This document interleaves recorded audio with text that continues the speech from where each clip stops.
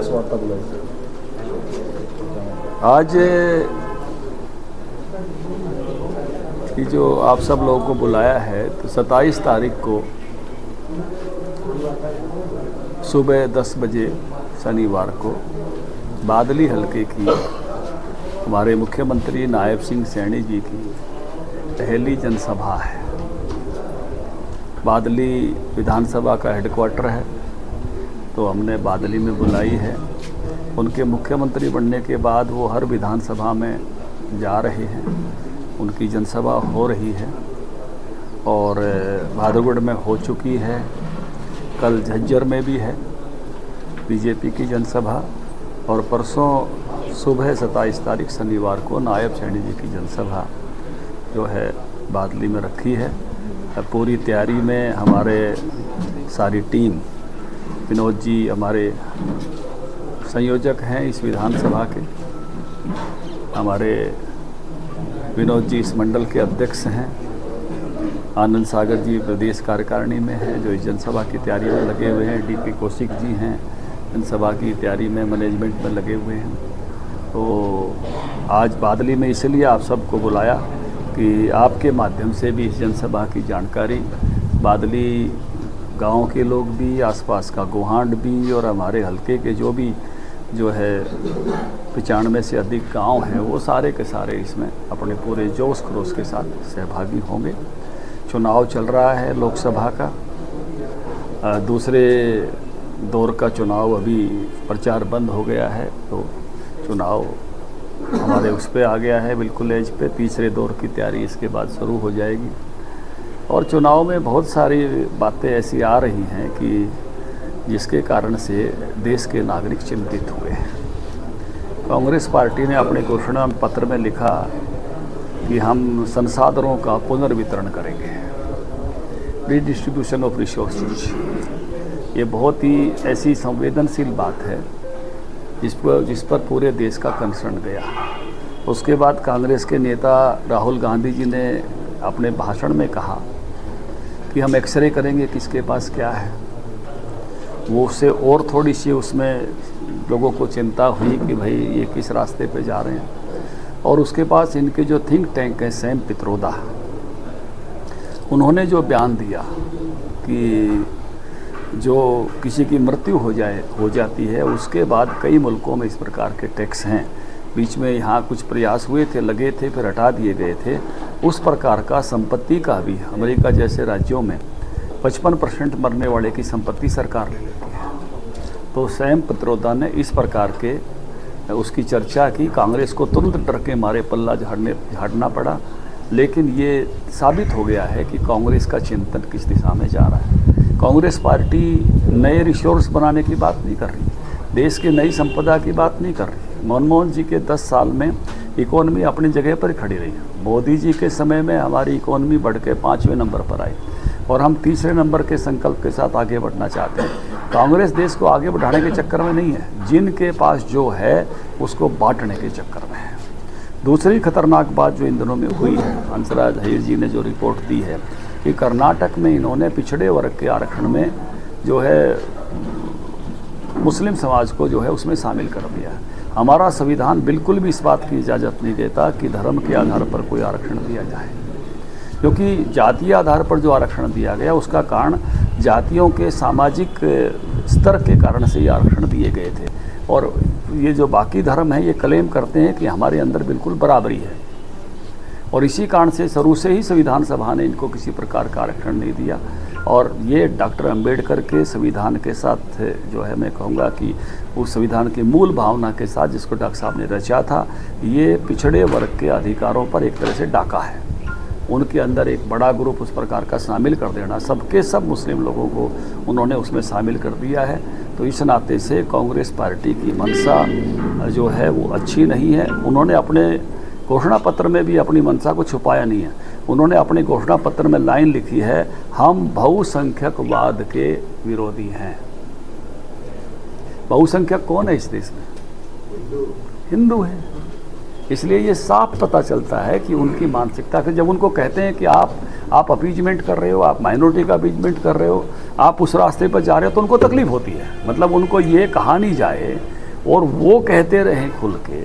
तो जिस रास्ते पर अब चुनाव जा रहा है उसमें कांग्रेस का ये जो चेहरा है ये देश के सामने खुलकर आ गया है, माननीय सभी लोगों के ध्यान में आ गया। ये तो यहाँ तक चाहते हैं कि मिलिट्री में भी धर्म के आधार पर, राजनाथ जी ने इस बात को कहा है विशाखापट्टनम में, धर्म के आधार पर ये भर्ती चाहते हैं मिलिट्री में भी। इस बात की समर्थक कांग्रेस पार्टी है। तो ये जो विषय देश में अभी कंसर्न चल रहा है कि इन्होंने चलाया भी ऐसा, ये कोई छुपे हुए लोग नहीं है ऐसे।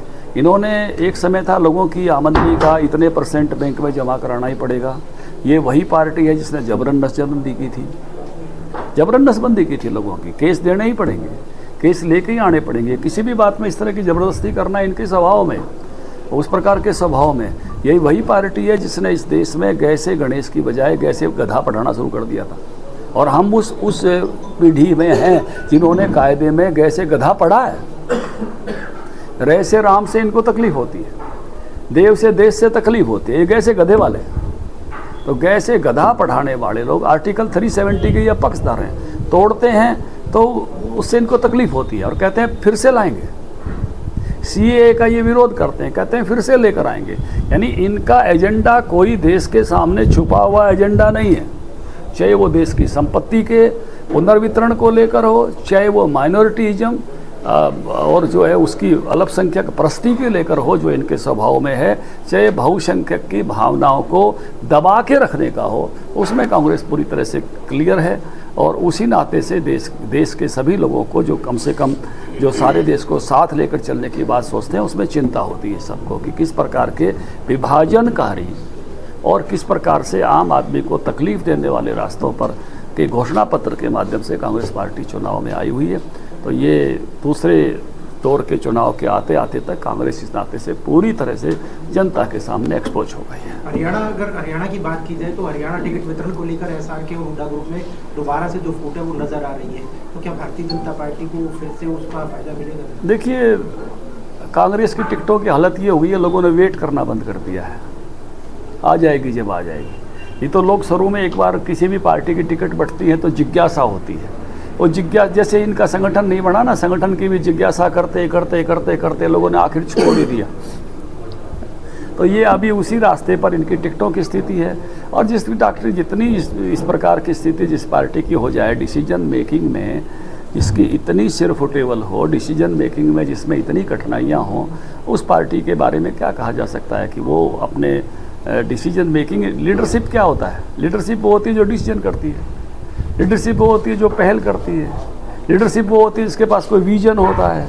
ना कांग्रेस के पास कोई विजन है, कन्फ्यूजन ही कन्फ्यूजन है। जहाँ भी देखोगे आप, चाहे वो टिकटों के वितरण का कन्फ्यूजन हो, चाहे वो किसी इनके शिखर नेताओं के बोलने का कन्फ्यूजन हो, जब इन पर इनकी बात मुद्दे उठाते हैं तो ये और ज़्यादा कन्फ्यूज हो जाते हैं कि आपने हमारा मुद्दा क्यों उठा दिया। तो इनके पास ना कोई विजन है, केवल कन्फ्यूजन ही कन्फ्यूजन है। और इनकी जितने सवर हैं इनके, वो सवर भी ये बताते हैं कि कांग्रेस किसी एक उसके हिसाब से चल पाने में अब सक्षम नहीं है। आपने कर्नाटक का उदाहरण दिया, लेकिन उधर कांग्रेस वाले ही आरोप लगा रहे हैं भारतीय जनता पार्टी पर कि वो देश के संविधान को बदलने का प्रयास जो है भाजपा की तरफ से किया जा रहा है। देखिए, देश के संविधान में 10 साल से हमारी सरकार है, क्या हमने एक बार भी 356 का उपयोग किया? और इन्होंने कितनी बार किया? सैकड़ों बार। इन्होंने संविधान कितनी बार बदला? शाहबनो केस में संविधान किसने बदला? अनेकों बार संविधान बदलने के घटनाक्रम कांग्रेस ने किए हैं। देश का चुनाव 6 साल में हुआ, इससे ज़्यादा संविधान के साथ खिलवाड़ हो सकता है? भारत के संविधान में 5 साल में चुनाव होने चाहिए, इमरजेंसी में सारे नेताओं को जेल में डाल के, आपके पूरे मीडिया पर ताला लगा के। आपको तो ध्यान में है प्रथम जी, संपादकीय लिखे नहीं जाते थे, देश में पूरी तरह से प्रेस की आज़ादी स्थगित हो गई थी। इंदिरा गांधी के कार्टून छपे थे, प्रेस गरम प्रेस लेके ऐसे कपड़े पर दबाते हुए प्रेस कॉन्फ्रेंस, आपको याद हो तो, मुझे वो कार्टून याद है, वो प्रेस कर रही थी प्रेस की बजाय। तो ऐसे जो उस पार्टी का इतिहास है, उस पार्टी की बातों पर कोई, मुझे नहीं लगता कि कोई किसी प्रकार का चीन को चाहे ज़मीन देनी हो 62 में, चाहे देश का विभाजन कहा था हमारी लाश पर होगा, कौन सी बात पर ये खड़े उतरने वाले हैं? केवल वाणी सेवा करने वाले हैं और झूठा भय दिखाकर जो है वो जो है घटनाएं बताने की कोशिश करते हैं। बीजेपी बाबा साहब के अंबेडकर के सिद्धांतों पर चलने वाली पार्टी है। कौन तोड़ रहा है बाबा साहब के सिद्धांतों को, मुस्लिम समाज को आरक्षण देकर कर्नाटक में? कौन तोड़ रहा है? संविधान की भावना तो ये नहीं है। मतलब भारत में जातीय आरक्षण क्यों है? जातीय विभिन्नता के कारण जातियों की हायरार्की बनी हुई थी कि ये जाति ऊपर, ये जाति ऊपर, ये जाति ऊपर, इसलिए आरक्षण दिया गया कि सामाजिक उत्थान हो। और ये बाकी सब रिलीजन ये मानते हैं कि हम में इक्वलिटी है, हम सब बराबर के हैं, इसलिए संविधान में ये कहा कि इनको किसी प्रकार का आरक्षण नहीं दिया जा सकता, क्योंकि भारत में आरक्षण का आधार जो है वो असमानता रहा है। इसलिए इनके उस विषय पर जो है वो कोई, मुझे लगता है कि जिस प्रकार से कांग्रेस एक्सपोज हुई है, तो इनके मुद्दों पर किसी को अब कोई भरोसा नहीं, इन पर ना कोई विजन है, केवल कन्फ्यूजन है। सरकार से अलग होने के बाद अब दुष्यंत चौटाला भी कहते हैं कि मेरा मन भी अब भाजपा का विरोध करने को करता है। भाई साहब, दिग्विजय चौटाला तो यहाँ तक कहते हैं कि सबसे लोकसभा के प्रत्याशी मनोहर लाल को सबसे कमजोर प्रत्याशी बता रहे हैं करनाल से। देखिए, राजनीति में सब दल अपने अपनी राजनीतिक भाषा बोलने को, अपना एजेंडा तय करने को, अपने भाषण करने को सब स्वतंत्र है। जब गठबंधन होता है तो दल गठबंधन का धर्म निभाते हैं, जब गठबंधन में नहीं रहते तो अपनी अपनी राजनीति खोजते हैं। अब वो राजनीति यहाँ मिलेगी, कहाँ मिलेगी, उसका सबका अपना अपना वो चलता रहता है। कभी अब मुझे नहीं कहना चाहिए, फिर भी ये चला हुआ है कि चाचे ताऊ इकट्ठे हो जाएं। अब चाचा कह रहा है कि यहाँ तो जगह नहीं है। नायब सिंह सैनी ने तो बयान दिया है कि अगर भ्रष्टाचार अगर होगा तो हम लोग मामला दर्ज करेंगे, उसको किस तरह से? देखिए, सरकार सभी के बारे में, किसी को पर्टिकुलर कहने की जरूरत नहीं, मैं पर्टिकुलर कह भी नहीं रहा हूँ। सरकार सामान्यतः भ्रष्टाचार के मामलों में बीजेपी की सरकार ने काफ़ी कठोरता के साथ काम करने का प्रयास किया है। 100% चीज़ें पहुंचने में अपना एक समय लगता है, लेकिन फिर भी ये कह सकते हैं, आप भी सब कह सकते हैं कि करप्शन के मामलों में बाकी सरकारों की तुलना में भारतीय जनता पार्टी की सरकार ने मजबूती के साथ काम करने का काम किया। और अपने जिसको साथ रहते हुए भी, मतलब सरकार के अंदर रहते हुए, देखिए दो दृष्टिकोण हो सकते हैं। एक होता है चीज़ों को छुपाना, एक होता है कार्रवाई करना। क्योंकि सरकार में लाखों लोग काम करते हैं, कोई 4-5 ऊपर के लोग काम करते हैं, 5-10 ऐसा नहीं है। सरकार की हायरार्की होती है, 7 लेवल की हायरार्की होती है। तो जिस भी लेवल पर करप्शन ध्यान में आया, उस करप्शन पर कार्रवाई हुई है। इसलिए नायब जी का कमिटमेंट उस प्रकार का कमिटमेंट है, और इसलिए किसी पर भी कोई विषय है, कोई बात आती है, तो निश्चित रूप से सरकार उस प्रकार से कार्रवाई करती है। पिछले चुनाव में बादली हल्के से लोकसभा जाके जो है अपने विकास कार्यों की जो है वोट मांग रहे हैं। दीपेंद्र हुड्डा कह रहा है कि जनता के बीच में हम वोट मांग रहे हैं, तो अपने विकास कार्यों को लेकर। देखिए, दीपेंद्र हुड्डा जी ने जो विकास कार्य किए थे यहाँ झज्जर में, वो तो सबके सामने है। सामने इस रूप में है कि केएमपी पर मिट्टी पड़ी हुई थी। 10 सालों में उनकी सरकार केएमपी नहीं बना पाई थी। एनसीआई का ठीक है कि विचार उनका था, लेकिन भूमि पूजन भी हमने किया आप लोगों की हाजिरी में, और उद्घाटन भी हमने किया। बादली को सब डिवीज़न, तहसील जो है और ब्लॉक हमने बनाया।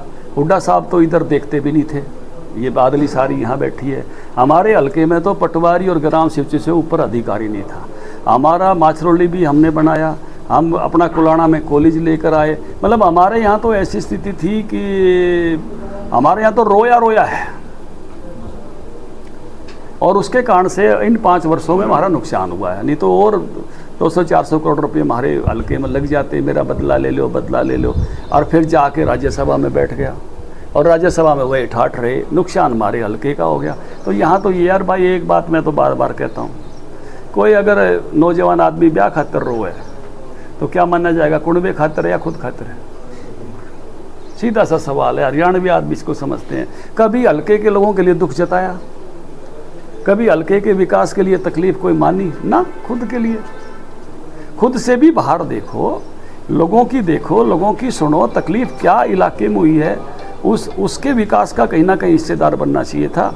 उसकी हिस्सेदारी मुझे तो कोई इस टिकट में दिखाई नहीं दी।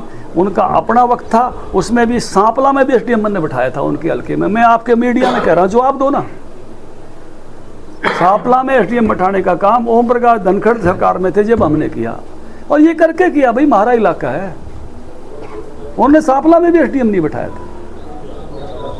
तो जो चीज़ें जो काम हमने इस इलाके में किए, चाहे वो हमने यूनिवर्सिटी लाने का, रीजनल सेंटर लाने का काम किया हो, चाहे फ्लावर्स का अपना जो एक्सीलेंसी सेंटर लाने का काम किया हो, बादली पूरी यहीं बैठी है साहब, आप एक बार कैमरा घुमा के और लोगों से पूछो कि उन्होंने उनके काम यहाँ पर इस हल्के के लिए उन्होंने एक काम जरूर किया था, वो आपको पता है, वो बादली जाड़े बता देंगे। बादली हल्के के लोगों को जो है भूमिहीन करने का काम किया था, वो काम किया था और कुछ काम नहीं किया है। यहाँ तो इन्होंने केवल यूज किया चीज़ों को, यहाँ के लोगों को भूमिहीन करने का काम उन्होंने जरूर किया। पिछले लोकसभा चुनाव में बादली हल्के से कोई खास अच्छी स्थिति भाजपा की नहीं थी, इस बार क्या देखते हैं? बादली में से 50,000 वोट हमने लिए थे, कांग्रेस को से 5-6 हज़ार वोट हम और इधर ले लेते तो वो हम उनसे ऊपर होते, और इस बार हम वो लेंगे, इसी कमिटमेंट के साथ हम चले हुए हैं कि इस बार बादली में हम जो है उनसे ज़्यादा वोट लें। तो बादली का कार्यकर्ता पूरे डट कर कस कर खड़ा हुआ।